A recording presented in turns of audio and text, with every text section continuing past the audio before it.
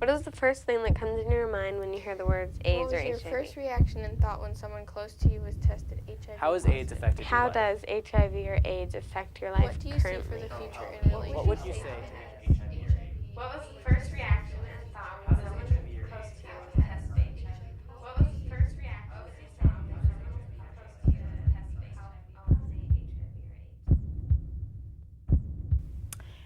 The first word, I'm going to say word, would be fear.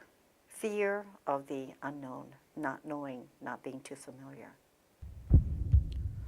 I think if you asked me this week, I'd be thinking of quality of life and death, because I just had a friend die last week.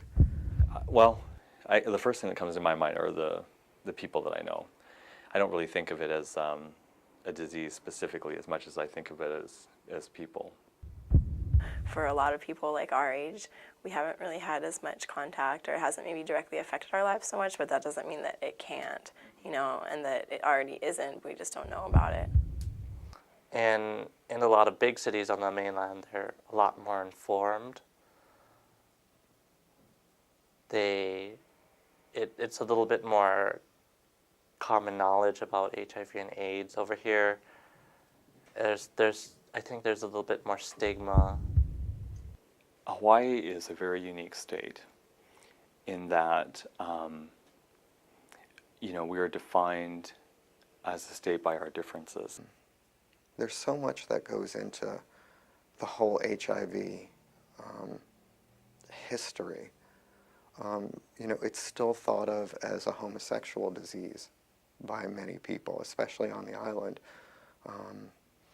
There's an attachment to IV drug use with it as well. So that shame goes into, you know, religious, cultural, moral. One, we're in the middle of the ocean. You know, we're the farthest away from any other landmass of any other island in the world. And so we're already set apart. And here in the island, we have a beautiful tradition that comes from the teaching of Aloha. And Aloha speaks about having no boundaries, no limitations. Aloha speaks about having compassion and being kind and caring and walking with respect and honoring. It just seems with like Native Hawaiian and Asian Pacific Islander cultures, there's more shame in terms of like talking openly about sex. One group has, since the day they've arrived, come here with disease. You know, syphilis being the very first disease to be brought here, you know, by settlers, and then things just keep coming off the plane. HIV/AIDS is a disease that is so feared by the public, and it's because the public themselves sometimes choose not to become involved, not to be committed, not to come and seek the information that's required for them to come to some kind of understanding. We're also, Hawaii is also originated by people that are from everywhere else but the mainland United States. So, you know, it's a Polynesian state full of Asians, Hawaiians, Pacific Islanders, people from all the different jurisdictions of the Pacific Islands. And that's sort of the foundation. So immediately what you have as the foundation of this state is a completely different culture than what the United States was founded on. I think it's a really hard disease.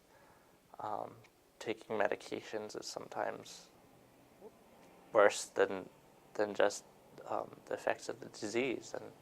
But I want to tell them that there is hope, and that there's lots of love.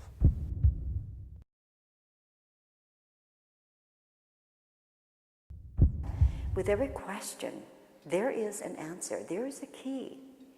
With every illness and disease, to some degree, there is healing that can be taking place. But it's a matter of a pure and simple choice. It's making that simple choice, knowing that whether your choice is going to be what people agree to or not agree to, it's your choice, and you own that choice.